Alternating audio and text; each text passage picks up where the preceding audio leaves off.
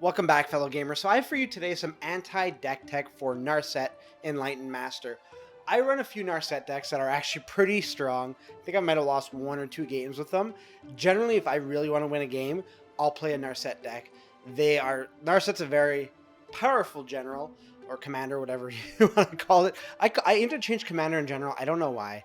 But anyways, it's a card that I've been asked to do. So if ever you want me to do some anti-deck techs and other ones, let me know in the comments below. I really enjoyed this anti-deck tech series. So the more I do, the better. So let's jump right in. First thing we need to know about Narset is that her ability triggers when she attacks. So it doesn't have to do damage, she just has to attack. So the act of attacking is good enough. So the one thing that we want to do, or want to make sure of, is that she doesn't hit the board to attack. That's by playing counter spells. Since she has hexproof, we're not able to target removal on her. So really, playing a counter spell as she's coming out, increasing the cost for them to be brought out again, is always a good strategy.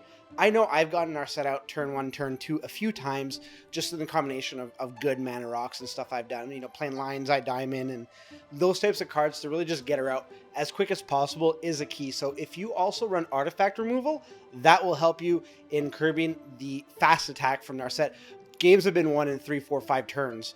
And it's just because you're able to accelerate her right out of the gate really makes it very hard for the rest of the table to deal with her. So if she's attacking on turn 2 or turn 3 and just going down and beating you down, it's really hard for you to do anything.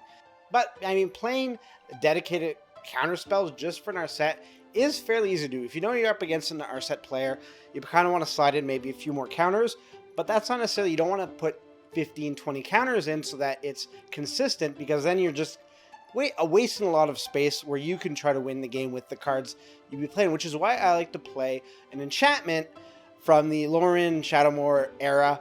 And really, Declaration of Naught is a card. The first time I named one of my friend's generals, he was like, what the heck is this? And it's a good way of locking down problematic generals. It's susceptible to its own form of removal, so if somebody removes the enchantment, well, you've just lost that lock on the general on Narset. So making sure that you can either maybe have some counter spells or giving your enchantment some sort of protection so that it can keep Narset at bay will help you go a long way. Another way of hitting her, and I think this is probably the strongest way of dealing with a Narset player, is telemon performance. And telemon performance, I run in all my Narset decks 0 other creatures. It's only Narset, so getting this cast on you is game over. It's one of the cards that I was like, oh, like that, when I lost my first game with it, I was like, yee, that is a strong card. And I play with quite a few counters in my Narset deck as it is, so if I am able to counter it, great. I'd make sure that it's out. I don't let it stay in the graveyard. But if you have this card, or you own it, or you want to go get it, this is a card that will help shut down that Narset player if they're running creatureless decks, just like I do. And really, it's either a Super Friends deck that I'm running with Narset, or it's going to be one of those all good stuff in Jeskai colors. So getting out all the chaff of creatures so that I'm not flipping over creatures needlessly in a deck when I'm just trying to cast a bunch of good stuff spells is great.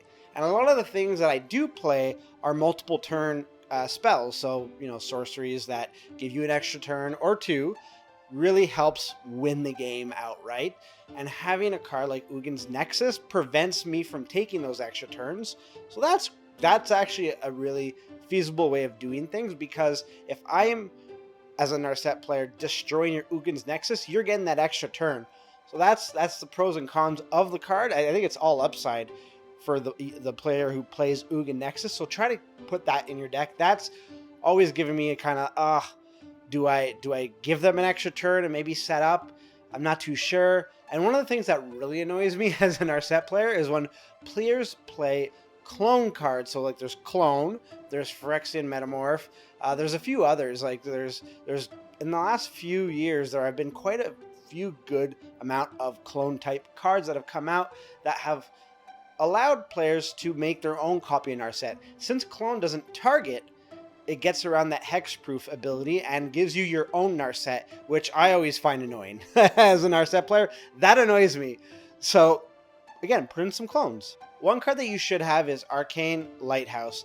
Just having creatures lose all those like bonus abilities and being able to target Narset goes a long way. If you've got some spot removal, because you don't want to not play spot removal, but it's kind of useless against that Narset player, that's a good way of you getting that spot removal right onto Narset. It kind of makes Arcane Lighthouse a must destroy for a Narset player. So if they're running Wasteland or Strip Mine, they're probably going to target that.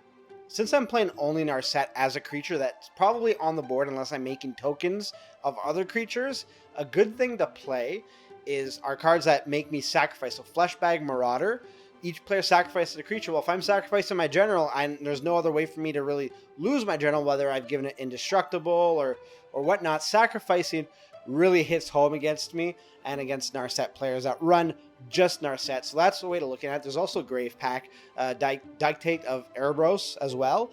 Those are 3 really good cards to slot in against a Narset player. And looking at it, there are a lot of other different sacrifice effects.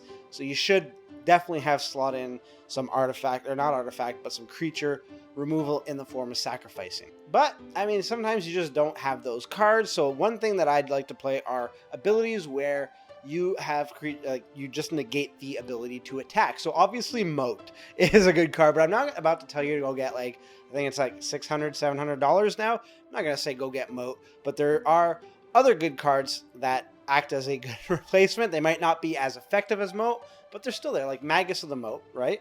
Magus of the Moat, it's a creature it's an ability on a creature, so it's more susceptible to removal, but still I would play that over the $700 you'd spend in Moat. And there's also like Teferi's Moat, Blazing Archon is pretty good, Angelic Arbiter, and even Ensnaring Bridge. Ensnaring Bridge is a bit tricky because that means you have to have your hand emptied in order for it to really make it as effective as it should be. If your opponent, if your Narset player has pumped Narset up with like swords or anything, like any buffs, it'll take, a good amount of finagling to really get around an Ensnaring Bridge. But then there's also a card I actually really like to play, and not a lot of people play it, and it's Song of Serenity. So if your Narset opponent is putting buffs and enchantments on the Narset player, well, that just negated Narset by playing Songs of Serenity.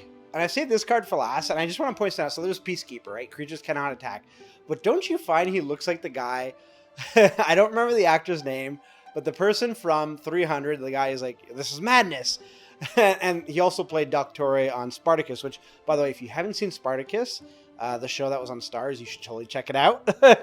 It's so cool. But anyways, I find like every time I see this card, I always go, Doctore. I love it. Anyways, those are essentially the cards you want to kind of focus your deck around. Not necessarily your deck, but you want to add those cards into your deck so that you can help counteract that Narset player. Because a card like Maze of Ith or a card that targets won't really affect a Narset player. And Narset players can theoretically kill somebody one shot. So instant abilities are obviously great because you want to be able to react. That's obviously counter spells are a really good way of going about it, and limiting the amount of attacks that they get. So if they aren't able to attack and then filter out all the stuff on top of their deck and cast all those good cards or those planeswalkers, those are the cards that I suggest running. If you have any cards that you feel I left out, let me know in the comments below. And in the meantime, you can check out another one of my videos right over here. And if you'd like to subscribe, you can do that right here. It not only lets you know when we go live during our live streams, but it also lets you know when we upload new videos. I'd like to thank you for making me a part of your day, and until next time, safe travels.